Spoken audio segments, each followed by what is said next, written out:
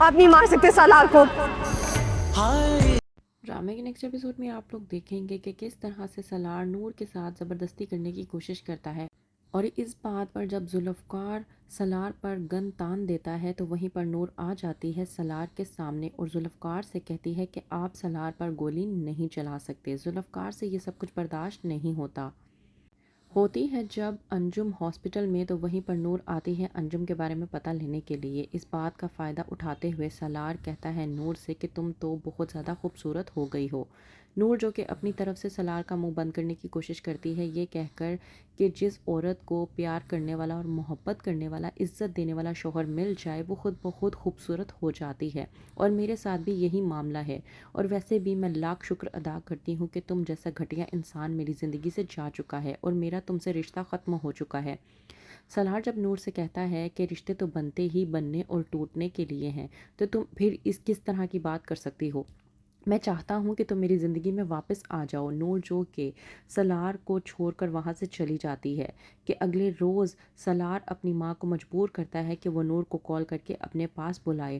انجم بہت زیادہ پریشان ہوتی ہے، وہ کہتی ہے نور سے کہ میں بہت زیادہ بے چین ہو رہی ہوں، میں بہت زیادہ مجبور ہوں، مجھے اس وقت صرف اور صرف تمہاری یاد آ رہی ہے، تم میرے پاس آ سکتی ہو کیا؟ نور پہلے تو سوچتی ہے سالار کو لے کر، پھر بعد میں اپنی پھپھو کے بارے میں سوچ کر کہتی ہے اپنی پھپھو کو کہ ہاں میں آنے کے لیے تیار ہوں۔ نور کہتی ہے ذوالفقار سے کہ اس کی پھپھو بہت زیادہ پریشان ہے، اسے ان کے پاس جانا ہوگا۔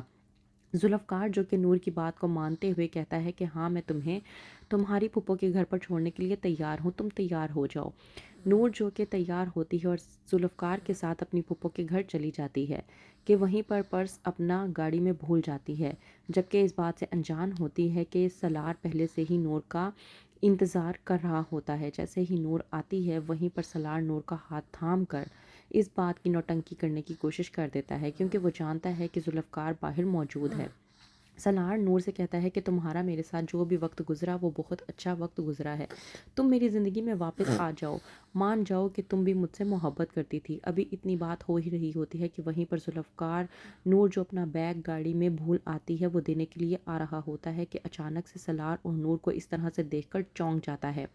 نور جو کہ اپنا ہاتھ چھڑوانے کی کوشش کر رہی ہوتی ہے کہ سالار نور کا ہاتھ مزید زور سے تھام لیتا ہے اور کہتا ہے کہ تمہیں ذوالفقار سے ڈرنے کی کوئی ضرورت نہیں ہے۔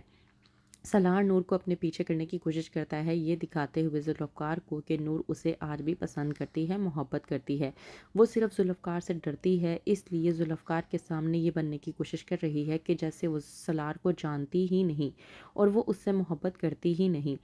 لیکن ذوالفقار بے حد غصے میں آ جاتا ہے اور سیدھا بھاگ کر گاڑی کے پاس جاتا ہے اور گاڑی سے بندوق نکال کر سیدھا واپس اندر آتا ہے اور کہتا ہے کہ سالار کے بچے تجھے میں آج چھوڑوں گا نہیں، تیری ہمت کیسے ہوئی میری بیوی کو ہاتھ بھی لگانے کی؟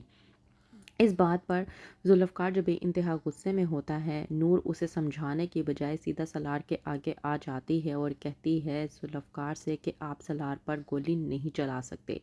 ذوالفقار ایک بہت بڑی غلط فہمی میں مبتلا ہو جاتا ہے، یہ سوچ کر کہ شاید واقعی میں سالار نے جو کچھ بھی کہا تھا وہ ٹھیک تھا۔ نور آج بھی سالار سے محبت کرتی ہے، تبھی تو اسے بچانے کی خاطر وہ ذوالفقار کی گولی کھانے کے لیے بھی تیار ہو گئی، وہ گولی جو وہ سالار پر چلانے والا تھا۔